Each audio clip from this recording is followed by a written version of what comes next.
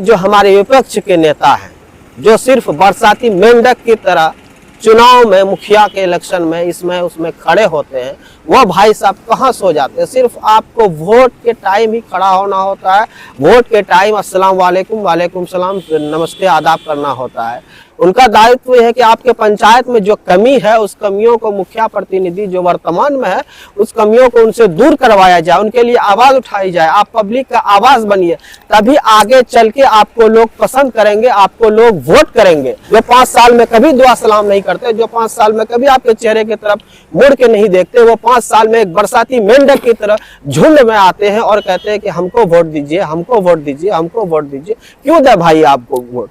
आप प्रतिनिधि जो वर्तमान है, प्रतिनिधि है, अगर उनके अंदर कोई कमी है, उन कमियों को आप दूर करवाइए, आपकी ये दायित्व है, वरना आप इलेक्शन में खड़ा होने का आपको कोई अधिकार नहीं है।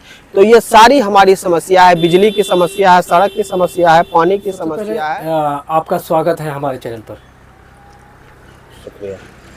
आप तो पत्रकारिता भी किए हैं और इस वक्त हम आप ही के गांव में भ्रमण कर रहे थे, घूम रहे थे, बल्कि कहीं जा रहे थे हम इधर से, तो हमको लगा कई जगह तार जो है लटका हुआ है आपके गांव में, और कई जगह सड़क का जो परिस्थिति है वो भी ठीक नहीं है। ऐसे में आप क्या कहेंगे और क्यों है इस तरह का स्थिति यहाँ पर?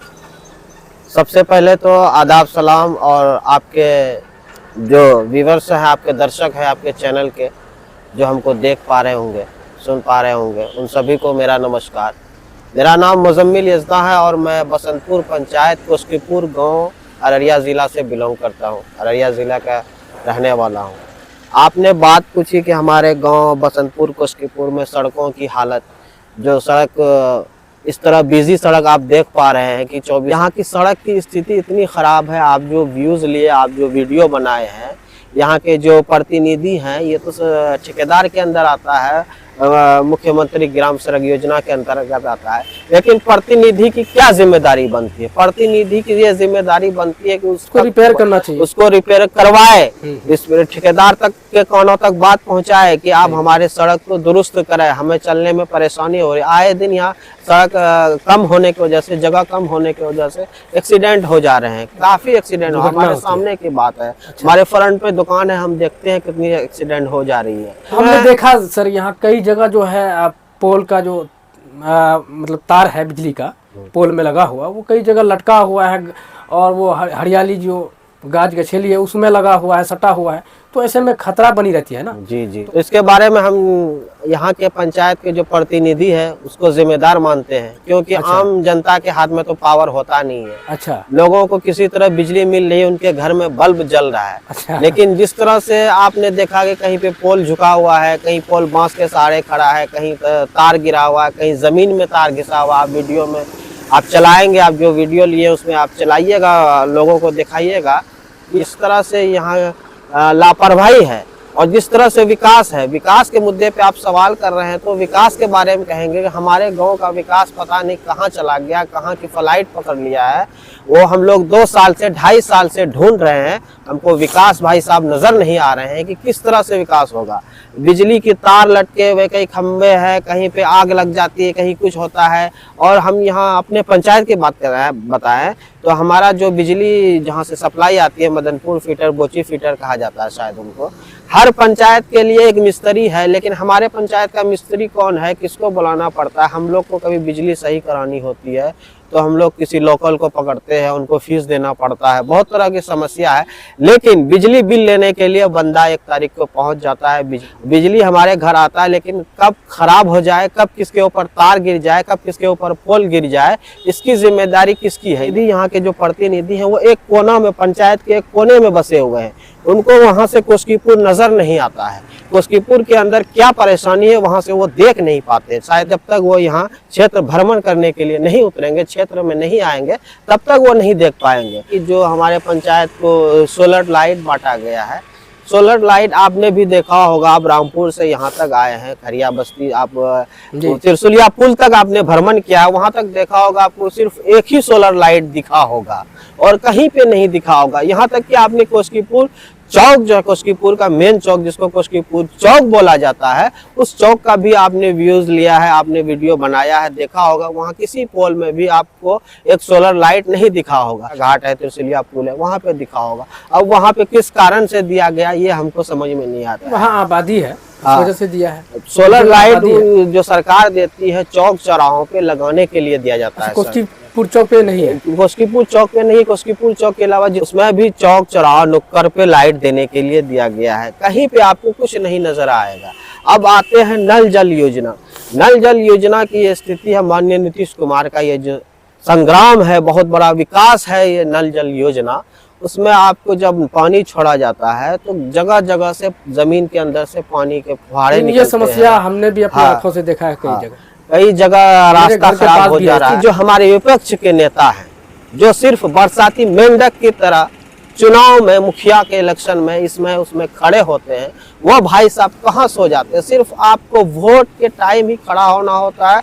वोट के टाइम अस्सलाम वालेकुम, वालेकुम सलाम, नमस्ते, आदाब करना होता है। आपका काम है विपक्ष में है। आप जिस तरह गवर्नमेंट दिल्ली सरकार में, जो सरकार वर्तमान में है और जो विपक्ष में है, जिस तरह की वहाँ की सरकार को विपक्ष घेरती है, मुद्दों पे बात करती है, अगर सरकार भटक रही है अपने मुद्दे से, उनको अपना मुद्दा याद दिलाती है, उसी तरह पंचायत में भी, उस तरह पंचायत में भी होना चाहिए कि जो आपके प्रतिनिधि हैं और जो मुखिया विपक्ष में है, जो ज्यादा वोट लाए हैं, उनका क्या दायित्व है।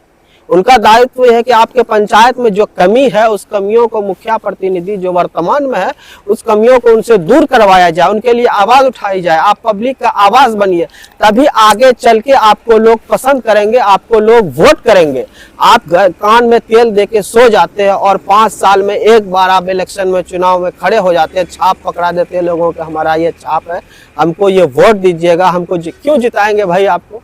आप 5 साल सो रहते हैं। इसमें गलती सिर्फ वर्तमान प्रतिनिधि की नहीं है, जो विपक्ष में है, जो चुनाव में खड़े होते हैं, जो वोट लेने के लिए घर आंगन जाते हैं, लोगों को दुआ सलाम करते हैं, जो 5 साल में कभी दुआ सलाम नहीं करते, जो 5 साल में कभी आपके चेहरे की तरफ मुड़ के नहीं देखते, वो 5 साल में एक बरसाती मेंढक की तरह झुंड में आते हैं और कहते हैं कि हमको वोट दीजिए, हमको वोट दीजिए, हमको वोट दीजिए। क्यों दे भाई आपको वोट। आप प्रतिनिधि जो वर्तमान है, प्रतिनिधि है, अगर उनके अंदर कोई कमी है, उन कमियों को आप दूर करवाइए, आपकी ये दायित्व है, वरना आप इलेक्शन में खड़ा होने का आपको कोई अधिकार नहीं है। तो ये सारी हमारी समस्या है, बिजली की समस्या है, सड़क की समस्या है, पानी की समस्या है। और सब गांव में, बहुत गांव मैंने देखा, पंचायत देखा, हमारे गांव से मुझे अच्छा लगा, वहाँ का विकास भी मुझे पसंद आया। कमी बेश हर गांव में, हर पंचायत में। आपके गांव में भी हम देखें कि सड़क तो है, कई जगह बना हुआ है, सब चीज़ है, लेकिन यह है कि अब बात की जाए तो ये चूंकि मुख्य मार्ग है, यहाँ पे बिजली का वायर इस तरह से लटका हुआ रहना एक खतरा से खाली ये बिजली विभाग की लापरवाही है यहाँ। जबकि यहाँ की मिस्त्री है, सब कुछ है, लोगों को भी दिखाई देता है आने। ये मुख्य सड़क मार्ग है, इस मार्ग से बिजली विभाग के सभी अफसर गुजरते होंगे, देखते होंगे, उनको दिख नहीं रहा है। ना यहाँ सही से वायरिंग हो रहा है, ना कुछ हो रहा है। किसी को कुछ अपना, अगर मैंने अपने दुकान में, यहाँ पे दुकान है, मेरा पोल नहीं है, मैंने बांस पे तार खींच के लाया तब लगाया, लेकिन बिजली बिल मैं दे रहा हूँ। इसकी जिम्मेदारी किसकी है? यहाँ के प्रतिनिधि की है, बिजली विभाग की है। लेकिन होता है क्या सर, जब आपके गांव के जो जिम्मेदार है, जिम्मेदार यानी जो पढ़े लिखे लोग हैं, या प्रतिनिधि हैं, या विपक्ष के लोग हैं, तो वो लोग जब तक आवाज़ नहीं उठाएंगे, आम जनता, मजदूर जो दिन रात मेहनत करते हैं, रोजी रोटी करते हैं, अररिया, पूर्णिया, दिल्ली में जाके कमाते हैं, उनके पास इतना समय नहीं है कि सर वो इन सब बातों के लिए ऑफिस की चक्कर लगाए, ऑफिस जाए, आवाज़ उठाए। तो इन सब बातों के लिए उनके पास समय नहीं है। ये सब तो प्रतिनिधि को ही करना चाहिए और उनका दायित्व है। अच्छा सर, आपसे तो बहुत सारी बातें की, चूँकि ये आपके पंचायत के मसले को लेकर हम जब इधर से गुजर रहे थे तो काफ़ी हमको दयनीय लगा कि इस तरह से स्थिति देखकर हमको लगा कि यहाँ का कुछ तस्वीर लिया जाए। तो आपसे मुलाकात हो गई इत्तेफाक से, तो हम सोचे आपसे बातचीत कर लें।